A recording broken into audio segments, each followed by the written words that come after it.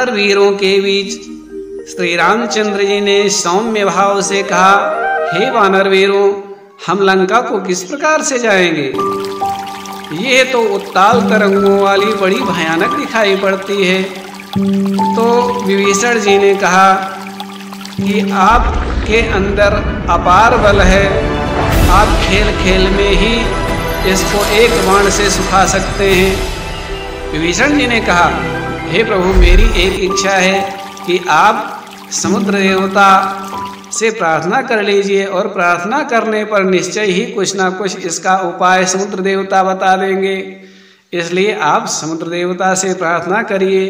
श्री रामचंद्र जी ने जब यह सुना तो प्रसन्न हुए, लेकिन मंत्र नया लक्ष्मण मन भावा, यह विचार लक्ष्मण जी को अच्छा नहीं लगा। और लक्ष्मण जी कहते हैं कि नाथ दयो कर कौन भरोसा, सोखिए सिंधु करिए मन रोसा। हे प्रभु, इस दैव करने से इस समुद्र का क्या भरोसा कि वह प्रसन्न होकर हमको रास्ता दे देगा। यह कोई जरूरी नहीं है। मेरा तो विचार है, अपने तुरीण से एक बाण निकालिए और बाण खींच करके मार दीजिए, सोख जाए, जल्दी से उस पार हो जाए और लड़ाई यदि लड़ता है तो लड़ाई करके सीता माता को लेकर आवें।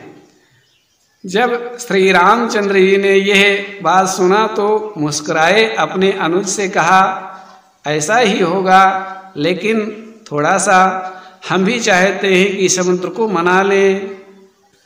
तो प्रथम प्रणाम कीन्ह सिरु नाई, बैठे पुनि तट दर्भ ढसाई।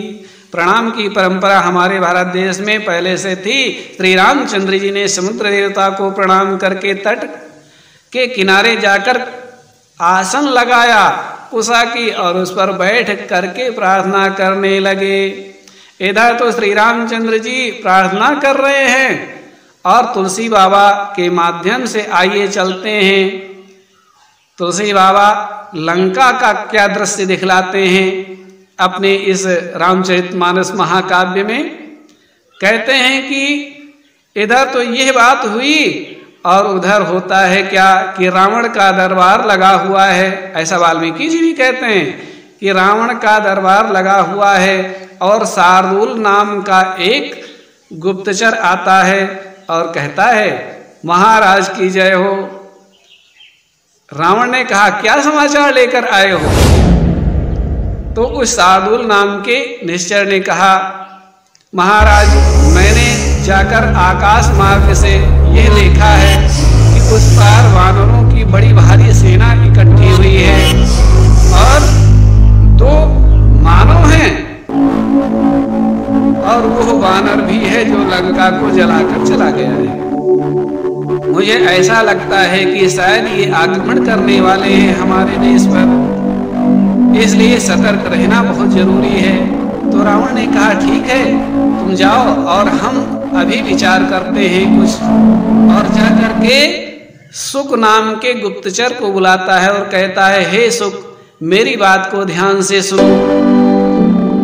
जाकर के समुद्र पार देखो बड़ी भारी सेना, वो कौन सी है?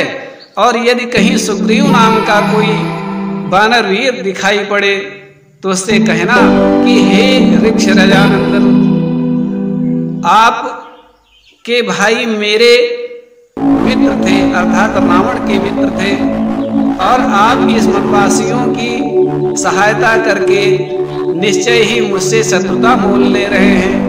किसी भी तरीके से यदि वो मानता है तो उसको बतला दो कि यह लंका शत्रुओं के लिए दुर्गम है, जटिल है, इस पर कोई विजय नहीं पा सकता है। इस तरीके से रावण ने सुक को समझा बुझा करके भेजा और सुक नाम का दैत्य तोता बन करके उड़ा और उड़ करके समुद्र को पार करता है। समुद्र को पार करके सुक नाम के दैत्य ने देखा बहुत बड़ी वानरों की सेना पड़ी हुई है और सुग्रीव जी को देखा। सुग्रीव जी को देखा तो सुग्रीव जी के पास जाकर कहता है, हे ऋक्षराजानंदन, आप शीघ्र ही मेरी बात को सुन लीजिए। यह लंका नगरी सब प्रकार से दुर्गम और अजेय है।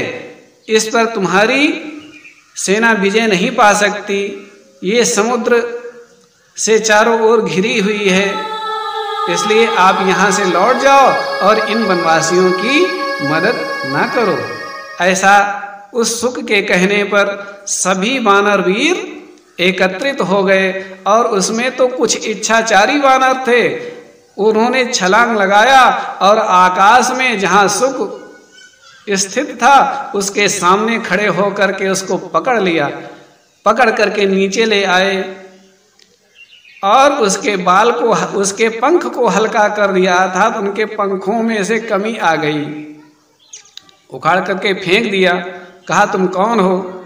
जब वानर वीरों ने उसको दंडित किया, उसको बांध दिया, बांध करके दंडित किया और उसके पंखों को नोच डाला, तो उसने भगवान राम का नाम लेकर के बचाओ श्री रामचंद्र जी बचाओ ऐसा कहने लगा। और जब ऐसा कहता है तो श्री रामचंद्र जी के कहने पर उसे छोड़ दिया जाता है और जाकर के वह सुग्रीव के द्वारा भेजे गए संदेश को लेकर रावण को जाकर सुनाता है और कहता है कि हे महाराज, अब आप उनसे वैर विरोध मोल ना लें। मुझे मारा पीटा गया है और राम की दुहाई देने पर मुझे छोड़ दिया गया है, इसलिए अति कोमल रघुवीर स्वभाव, यद्यपि अखिल लोक कर राऊ। श्री रामचंद्र जी का स्वभाव बहुत ही कोमल है और वे सारे संसार के स्वामी हैं। तो जनक सुता रघुनाथ ही दीजे, इतना कहा मोर प्रभु कीजे। श्री सीता माता को श्री रामचंद्र जी को दे दीजिए, इतना मेरा कहना मान लीजिए। जब ऐसी बात शुक ने कहा, जब ते ही देन कहावे देही, चरण प्रहार कीन्ह सठते ही।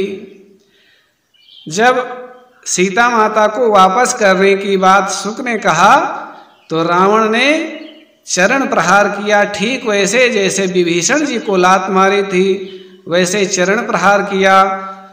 तो नाई चरण सिर चला सो तहाँ, कृपा सिंधु रघुनायक जहाँ। श्री रामचंद्र जी जहाँ समुद्र के उस पार रह रहे हैं वहीं पर वह शुक नाम का गुप्तचर राक्षस जाता है और जा करके भगवान श्री रामचंद्र जी के चरणों में अपना सिर रख देता है और भगवान के चरणों का स्पर्श पा करके वह पूर्ववत ऋषि महात्मा हो जाता है।